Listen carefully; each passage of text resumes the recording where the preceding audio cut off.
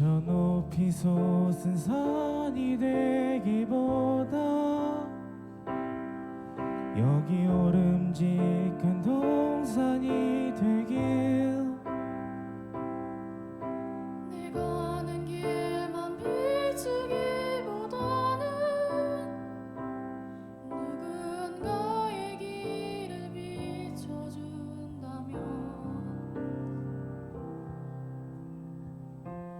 내가 노래하듯이 또 내가 얘기하듯이 살길 난 그렇게 죽길 원하네. 삶의 한 절이라도 그분을 닮기 원하네. 사랑 그 깊은 길로 가기 원하네.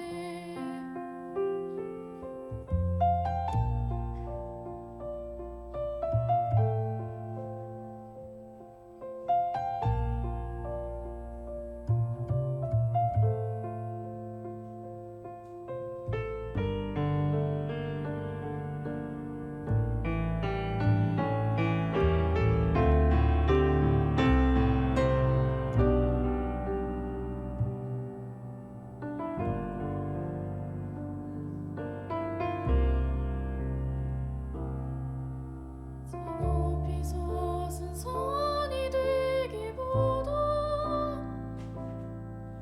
여기 오름직한 동산이 되길.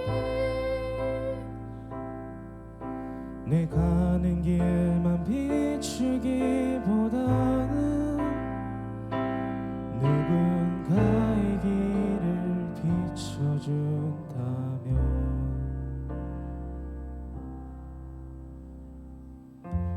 내가 노래하듯이 또 내가 얘기하듯이 살길 난 그렇게 죽길 원하네. 삶의 한 절이라도 그분을 닮기 원하네. 사랑 그 좁은 길로 가기 원하네. 그 깊은 길로 가기 원하네. 그 높은 길로 가길 원하네. 아멘.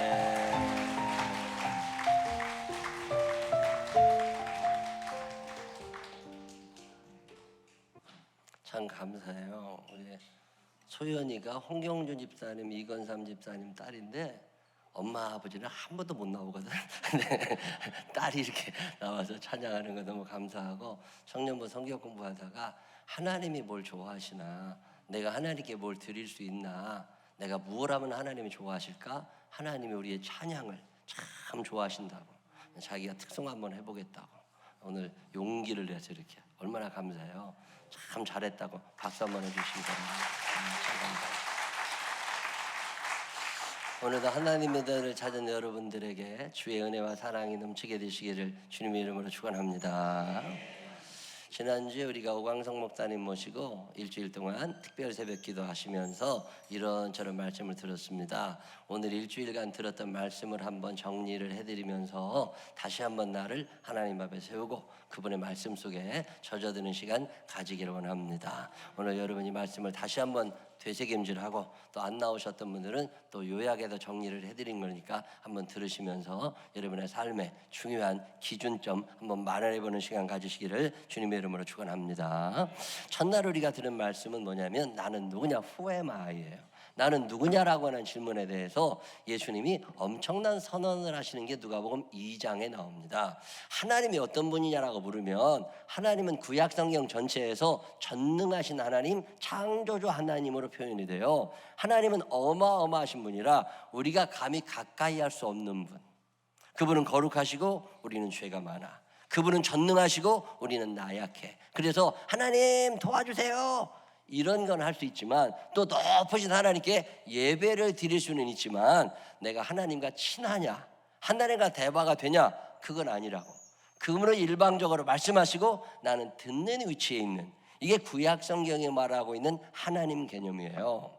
자, 예수님이 6월절에 어머니 아버지 손을 붙잡고 예루살렘에 가서 예배를 드리셨는데 남자와 여자가 앉아있는 자리가 다르다 보니까 아빠는 예수님이 엄마 옆에 있는 줄 알고 엄마는 예수님이 아빠 옆에 있는 줄 알고 그랬다가 약속 장소에 가보니까 아이고 예수님이 안 계셔요. 그래가지고 예수님이 가 계실 만한 데를 다 찾아 헤매느라고 3일이 걸렸어요. 그리고 난 다음에 예수님을 어디서 만났느냐면 예루살렘 성전에서 만나게 되는데 그때 예수님이 그 높으신 제사장들, 그 높으신 목사님들과 얘기를 하고 있으니까 예수님의 어머니 마리아가 근심이 됩니다. 이게 뭐 하는 짓이냐, 저분들에게 패기치려고 저 거룩하고 높고 굉장히 학식도 많은 분하고 웬 얘기를 하고 있느냐고 야단치면서 하시는 말씀이 뭐냐면 어찌 우리한테 이렇게 했냐, 나하고 네 아버지가 너 잊어버려서 얼마나 걱정을 했는데 너는 여기 앉아있냐, 이런 이야기를 할 때 예수님께서 뭐라고 그러시느냐면 왜 그런 것 때문에 걱정하셨느냐고 하시면서 예수님이 내가 내 아버지 집에 있어야 될 줄을 알지 못하셨습니까? 이런 얘기를 하시거든요. 이거 굉장히 중요한 의미가 있어요. 마리아는 하나님을 저 높이 계신 분을 이해하고 제사장들도 하나님을 저 높이 계신 분들로 이해하기 때문에 하나님을 단 한 번도 아버지라고 불러본 적이 없어요. 구약성경 창세기부터 말라기까지 전체에서 하나님을 아버지라고 부른 사람은 아무도 없습니다. 다윗같이 하나님과 친하게 지냈던 사람조차도 나의 힘이신 여호와요. 하나님을 아버지라고 고백한 사람이 없어요. 하나님을 아버지라고 고백한 첫 분이 예수 그리스도이신 거거든요. 그날 예수님께서 뭐라고 하시느냐면 아니 엄마, 내가 아버지 집에 있는 거 당연한 거 아니야? 지금 마리아는 요셉을 육신의 아버지가 걱정했어 라고 이야기하는데 예수님은 당신의 진짜 아버지 하나님을 아버지로 고백하면서 내가 아버지 집에 있어야 되는 거 당연한 거 아닙니까? 이렇게 이야기하는 게 누가복음 2장에 나오는 이야기예요. 하나님이 누구시냐? 하나님을 내가 아버지라고 고백할 수 있느냐? 오늘 로마서 8장 15절에 어마어마한 선언을 하고 있습니다. 자, 한번 읽어보실까요? 로마서 8장 15절 시작. 너희는 다시 무서워하는 종의 영을 받지 아니하고 양자의 영을 받았으므로 우리가 아빠 아버지라고 부르짖느니라. 아멘. 아빠, 나의 친아빠, 사랑 많으신 이 아빠. 자기 육신의 부모님을 아빠라고 불렀어요, 아버지라고 불렀어요? 권사님은, 이태혁 권사님은 아버지, 아빠, 아버지. 아버지와 아빠가 뭐가 달라요? 아버지라고 그러면 좀 거리감이 있어요, 없어요? 아빠라고 그러면 친해지더라. 이 차이가 굉장한 차이예요. 우리가 하나님을 아버지라고 부를 수 있느냐? 이거 쉽지 않습니다. 지나가는 많은 사람들이 하나님을 아버지라고 부르지 않아요. 그 고대 시대에, 중세 시대에 하나님을 아버지라고 부르는 사람 많지 않아요. 근데 예수님께서 하나님을 뭐라고 부르시는 거예요? 아버지라고. 그러면서 뭐라고 그러시냐면 너희도 하나님을 이제 아버지라고 불러라. 근데 바울 목사님은 로마서 8장에 무슨 얘기를 하시는 거냐면 아버지도 좋은데 아버지라고만 부르지 말고 이젠 아빠라고 불러. 자, 하나님이 왜 나를 당신의 자녀 삼으셔서 아빠라고 부르라고 하셨을까? 내가 너를 내 아들 삼고 내 딸을 삼아서 너를 통해서 뭔가 하고 싶어. 이 세상은 원래 선하게 창조됐거든요. 근데 우리 안에 악한 영들이 들어와 가지고서 자꾸 죄를 심어지니까 세상이 악해지기 시작합니다. 이 악해져가는 세상에 좀 맛을 좀 내고 이 악해져가는 세상에 빛을 좀 비추고 너희가 소금의 사명, 빛의 사명을 감당해서 이 세상을 좀 아름답게 만들어봐. 너 하나님의 아들이잖아. 너희 지옥 갈 사람 아니라 너 천국 올 거니까 너 세상을 좀 다르게 살아야 되잖아. 이러면서 하나님께서 이제 너 무서워하는 종 아니고 너 아빠라고 불러. 자, 갈라디아서 4장 6절에도 똑같은 말씀이 있습니다. 한번 읽어봅니다. 갈라디아서 4장 6절 시작.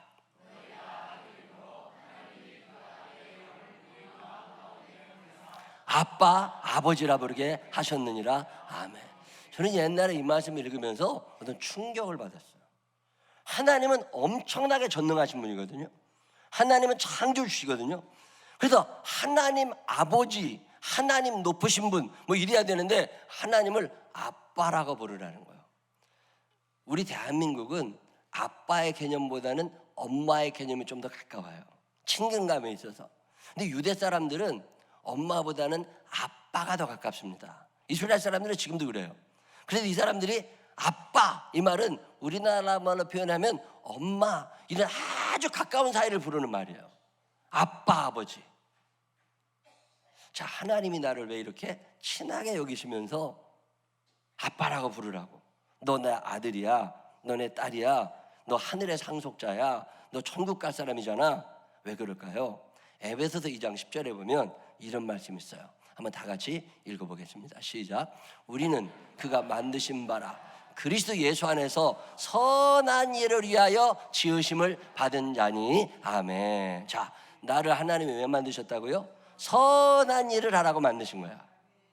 악해져가는 세상에 네가 선하게 살면서 빛을 좀 비춰. 이 어두워져가는 세상에 네가 선하게 살면서 소금의 맛을 좀 내서 살맛 나는 세상을 좀 만들어 가봐. 이러고 위해서 우리를 자녀로 삼으셨다는 거예요. 하나님께서 여러분을 자녀 삼아 주셨음이 믿어주시는 분들만 아멘 한번 해보세요. 자, 우리가 하나님의 자녀면 하나님의 자녀로서의 특권만 누리는 것이 아니라 의무가 있어요. 하나님 자녀됨의 의무가 뭐냐면 선한 영향력을 미칠 의무가 있습니다. 나 때문에 가정이 행복해야 돼요. 나 때문에 교회가 행복해야 돼요. 나 때문에 공동체가 행복해져야 돼요. 나는 선한 일을 위하여 지으심을 받은 사람이야. 이 말씀을 가지고 요한 웨슬리 목사님이 세 가지 큰 얘기를 합니다. 우리가 어떻게 선하게 살지? 자, 첫 번째 얘기하는 게 뭐냐면 해를 끼치지 말라는 거예요. 해를 끼치지 마라. 소금과 빛으로 사는 사람들, 이 세상에는 악한 영들이 있습니다. 악한 영들의 꼬임을 받는 사람들은 누군가에게 해를 끼치며 살아. 왜 해를 끼쳐요? 내가 살아야 되거든. 내가 돈 벌어야 되고, 내가 좋아야 되고, 내가 행복해야 되고, 나 중심의 세상을 만들다 보니까 또 교만해졌어. 그러다 보니까 늘 다른 사람들을 괴롭히면서 자기만 편하라고 하려고 그래. 이거 예수 믿는 사람 아닙니다. 예수 믿는 사람은 해를 끼치는 사람이 아니에요. 옆 사람 손을 꼭 붙잡고 눈을 쳐다보면서 제가 해를 끼치지는 않겠습니다. 시작. 적어도 해를 끼치지 말라는 거예요. 자, 지금껏 해를 끼쳐본 적이 있어요, 없어요? 어느 날 생각해보면 늘 피해의식 속에 삽니다. 내가 무슨 피해를 받은 것처럼. 아니에요. 가해자인 경우가 너무 많았어요. 엄마가 나한테 돈을 주면서 학원을 보내줬어. 자, 공부하라고 돈을 준 거예요? 가서 잠을 자라고 돈을 준 거예요? 공부하라고 돈을 줬잖아. 그럼 가서 공부를 해야 돼요? 잠을 자야 돼요? 공부를 해야 되는데 내가 잤어. 딴짓만 하고. 자, 그러면 엄마한테 해를 끼친 거예요? 안 끼친 거예요? 해를 끼쳤다는 생각을 해본 적이 있어요? 없어요? 없죠. 왜? 우리는 죄에 대해서 무감각해진 거예요. 내가 시간 약속을 해서 10시에 만나기로. 근데 내가 10시에 안 가고 10시 20분에 갔어요. 자, 해를 끼친 거예요? 안 끼친 거예요? 그 사람한테 해를 끼쳤잖아요. 내가 가해자예요? 피해자예요? 가해자라니까. 근데 그것 때문에 회개 기도해 본 적 있어요? 없어요? 그냥 넘어간다니까. 남한테 피해를 끼치면서도 피해를 끼쳤다는 생각 자체를 못해. 마귀가 하는 일이 그런 거예요. 나를 보면 속 터지는 사람이 많아요? 나를 보면 행복한 사람이 많아요? 웃지만 말고 대답을 해봐. 나 때문에 속 터지는 사람이 생길 때 내가 가해자라는 걸 알아야지. 근데 가해자들의 특징이 뭐냐면 자기가 가해자인 걸 몰라. 언제 아는 줄 아세요? 망해보면 그때 알아. 실패해보면 그때 알아. 제 친구 하나도 제가 아는 사람인데 나보다 한 살이 많아. 근데 부인을 그렇게 못 살게 굴었어요. 의처증도 생기고. 근데 부인이 덜어 얻어맞기도 해. 참더니 어느 날 법원에다가 이혼 신청을 내고 이제 이혼을 하게 됐어요. 이혼을 하고 나니까 남자가 좋아. 이제 저거 없으면 내가 딴 여자랑 살면 돼. 이혼을 딱 했거든요. 근데 참 하나님이 얼마나 공정하신지 그 남자한테 다른 여자가 붙었는데 그게 사기꾼이야. 그래가지고요, 모아놓은 재산을 1년 동안 다 날려먹었어. 그리고 여자가 도망가 버렸어. 남자가 거지가 됐네. 야, 거지 되니까요, 그거 아무것도 아니더만 아무도 안 쳐다봐. 몇 년 전에 전화 한 번 했는데 고시원에 방 한 칸에 혼자 살아. 찾아와주는 게 아무도 없대. 참 슬프게 살더라고. 평생 자기는 안 그럴 줄 알았대. 근데 그게 사람 뜻대로 되는 게 아닙니다. 내가 가해자로 살아왔다는 걸 기억하면 정신을 차려야 됩니다. 예수 믿는 사람은 적어도 가해자가 되면 안 돼. 다시 한번 옆 사람 손을 꼭 붙잡고 눈을 쳐다보면서 피해 끼치지 않겠습니다. 시작.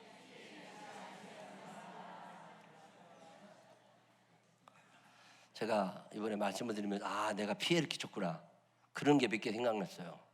그게 뭐냐면, 식당에서 밥 먹다가 숟가락이 떨어졌어, 젓가락이 떨어졌어. 그러면 또 달라고 자꾸 그러잖아요. 그러면 주인 입장에서는 설거지 한 번 더 해야 되잖아. 이런 생각 해봐요, 안 해봐요? 자, 고속도로 휴게실에 가가지고 나는 커피도 안 먹었는데 가서 커피집 냅킨을 몇 장 집어온 적 있어. 내가 돈 냈어요, 안 냈어요? 피해를 미쳤어요, 안 미쳤어요? 남들이 다 하니까 당연한 것처럼 느끼지만 사실은 그것도 그 사람에게는 피해를 입히고 있는 거라는 거예요.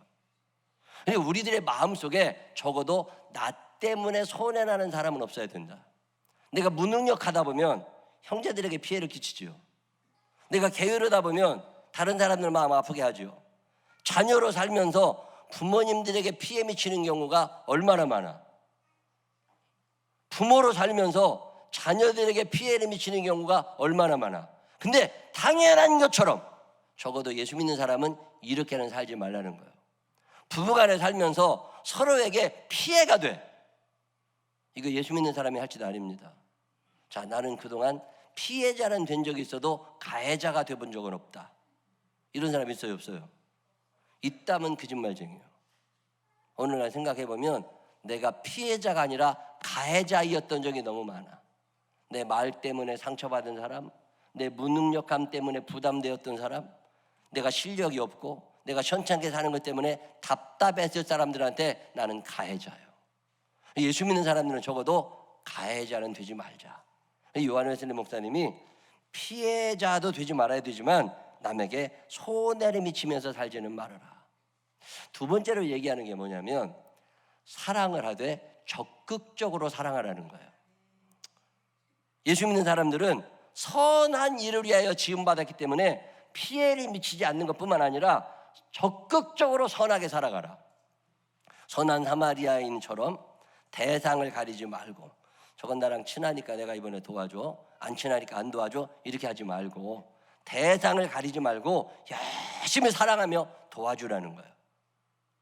내가 어디 놀러 가고 싶을 때 저 사람은 친하니까 내가 같이 가자고 그러고 저건 친하지 않으니까 전화도 안 하고 그러지 말고, 내가 먼저 적극, 저 사람이 나한테 뭐라고 하기 전까지는 내가 전화도 안 해. 그런 것들은 예수 안 믿는 것들이에요. 예수 믿는 사람들은 내가 먼저 적극적으로 사랑하라는 거예요. 내가 먼저 적극적으로 전화하라는 거예요. 참 기가 막힌 일은요, 게으른 것들은 전화도 안 해. 부지런하고 일 많은 사람들은 그 바쁜 와중에 나한테까지 전화한다니까. 그거 참 이상해. 그리고 게으른 사람들은요, 자기를 누가 찾아와 주기만 바래. 적극적으로 선을 행하라고 하나님이 말씀하고 계시는 거예요. 마태복음 5장 16절에 보면 무슨 말씀이 있느냐면, 이같이 너의 빛이 사람 앞에 비치게 하여 그들로 너의 착한 행실을 보고 하늘에 계신 너의 아버지께 영광을 돌리게 하라. 우리의 착함을 보고 저 사람 참 착해, 하나님께 참, 이런 생각이 나야지 저거는 예수 믿는다고 교회 다닌다면서 밤낮 저러냐, 이런 건 아니라는 거예요. 적극적으로 도와줄 때 주의사항 하나를 말씀하셨습니다. 그게 뭐냐면, 저 사람 기분 나쁘지 않게 도와주래요. 착하게 살 때도 내 착함을 드러내느라고 저 사람을 무시할 때가 있어. 그럴 때 있어요, 없어요?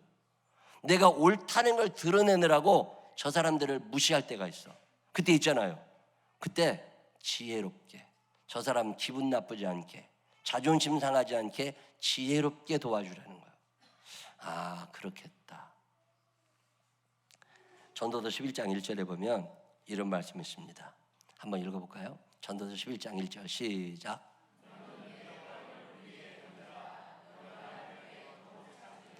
그냥 던져. 생각하지 말고 계산하지 말고 그냥 던지래요. 그러면 하나님이 여러 날 후에 도로 찾으리라. 반드시 보상해 주심을 믿으시기를 바랍니다. 이 믿음을 가지고 선하게 살아가라는 거예요. 착하게. 첫 번째는 해 끼치지 말어. 내가 하나님의 자녀니까 다른 사람에 해 끼치지 말고. 두 번째는 내가 다른 사람들을 적극적으로 도와주며 살아가고. 자, 그런데 이게 가능하냐? 어렵습니다. 여러분 해보셨어요? 나도 남한테 피해 끼치고 싶지 않아요. 그런데 살다 보면 무지하기 때문에 피해를 끼칠 때가 있고 무능력하기 때문에 피해를 끼칠 때가 있어. 그렇다고 내가 능력을 개발하진 않아. 열심히 살지도 않아. 그러면서 계속 남한테 해가 돼. 아, 이런 생활 좀 그만두고 싶다. 내가 적극적으로 좀 선하게 살아가고 싶다. 근데 능력이 안 되니까 그때 어떻게 하는 거예요? 하나님 아버지, 내가 남한테 피해 미치기 싶지도 않고 내가 열심히 살아가고 싶으니까 하나님 저에게 능력을 주세요. 제게 힘을 좀 주세요. 이런 기도 하세요, 안 하세요? 세 번째 이야기가 이거예요. 피해도 미치지 말고 적극적으로 사랑하며 살아가는 거는 맞는데 내 능력을 안 되니까 성령님 나를 도와주셔서 내가 이거 잘 해나갈 수 있도록 나를 도와주세요. 그게 골로새서에 있는 말씀입니다. 골로새서 2장 6절 7절에 보면 그러므로 너희가 그리스도 예수를 주로 받았으니 그 안에서 행하되 7절 시작. 그 안에 뿌리를 박으며 세움을 받아 교훈을 받은 대로 믿음에 굳게 서서 감사함을 넘치게 하라. 뿌리를 예수님에게 깊이 내리라는 거예요. 세상 사람들 흉내내며 살려고 하지 말고 예수 그리스도에게 너 뿌리를 깊이 내리고 그분에게서 영양분을 공급받으면 네가 선하게 살 수도 있고 피해를 끼치지도 않을 수 있다는 거예요. 근데 우리는 자꾸만 계산만 하고 살아. 그러기가 힘들게 살아가는 거죠. 너희가 예수를 주로 받았으니 그 안에서 행하되 그 안에 뿌리를 깊이 박음으로 세움을 입으라. 예수 그리스도에게 뿌리를 깊이 내리고 우리가 살면서 아빠 찬스를 쓸 줄 알아야 됩니다. 텔레비를 보니까 찬스를 쓰더만. 언제 뭐 도움이 필요할 때 여러분 누구 찬스를 쓰세요? 그때 아빠 찬스를 쓰는 거야. 아빠, 나 하나님의 아들, 하나님의 딸 맞잖아. 아빠, 나 좀 도와줘. 아빠, 나 착하게 살고 싶은데 자꾸 내 마음에 미운 것들이 있어. 하나님 아버지, 나를 도와달라고. 그때 아빠 찬스를 쓰는 거예요. 내가 남한테 피해를 미치고 싶지 않은데 자꾸만 악한 생각이 생겨. 분노가 막 조절이 안 돼. 그럴 때 아빠, 나를 도와주세요. 내가 버복하지 않게, 내가 화나지 않게 나를 다스려 주세요. 아빠 찬스 써본 적 있어요, 없어요? 돈 달라고 그럴 때만 아빠 찬스를 쓰지 말고 적극적으로 착하게 살려고 그러는데 하나님, 내가 힘이 부족해. 그러니 하나님 아빠, 나를 도와주세요. 이게 로마서 8장 15절에 있는 말씀이에요. 나는 무서워하는 종의 영을 받은 사람이 아니라 하나님을 아빠라고 부를 수 있는 자녀라는 거예요. 여러분이 하나님의 사랑받는 자녀임이 믿어지시는 분들만 아멘 한번 해보세요. 이 아빠 찬스를 사용하게 되시기를 바랍니다. 그냥 대강 넘어가지 말고 착하게 살고 싶은데 자꾸 화가 날 때 어떻게 하시라고요? 아빠 찬스를 써. 아빠, 나 착하게 살고 싶어. 남한테 좀 이렇게 복수하고 싶어. 막 분노가 일어나. 그럴 때 그 화를 드러내지 말고 아빠 찬스를 쓰는 거야. 하나님, 나 화내고 싶지 않으니까 내 마음을 잘 다스릴 수 있도록 성령님, 나를 도와주세요. 이렇게 사는 사람들이 빛과 소금의 사명을 감당한다는 거예요. 하나님의 자녀임이 믿어지시는 분들만 아멘 한번 해보세요. 빛과 소금의 사명 감당하고 싶으신 분들만 아멘 한번 해보세요. 해 끼치지 않으시기를 바랍니다. 착한 일을 하며 살게 되시기를 바랍니다. 성령님의 도우심을 구하시면서 어디서든지 선한 영향력을 나타낼 수 있는 믿음의 사람들이 되시기를 주님의 이름으로 축원합니다. 기도